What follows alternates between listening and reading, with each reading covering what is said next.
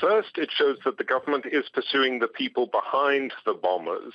And secondly, the identity of the second bomber of the Ankara bombing 9 days ago appears to have changed.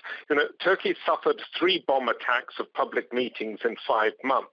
In June, a bomber planted 2 bombs that exploded at an HDP rally in Diyarbakir, killing 4 people. In July, an ISIS suicide bomber blew himself up at a pro-Kurdish event in Suruc, killing 34 people. And then the Ankara bombing 9 days ago, which killed 102 people. Now, in both the Diyarbakir and the Suruc bombings, government critics have accused the government of failing to go after the people behind the bombers.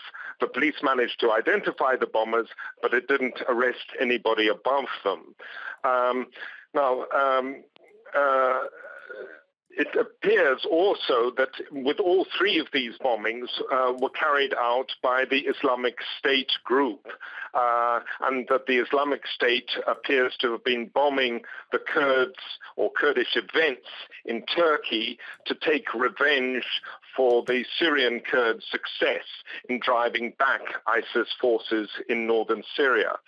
And the government, however, during the past few months, has been focusing on the PKK, the Turkish Kurdish insurgent group, and more than 1,000 PKK suspects have been detained. The Turkish Air Force has been bombing PKK hideouts in Turkey and Iraq, but paying nowhere near as much attention to the Islamic State group.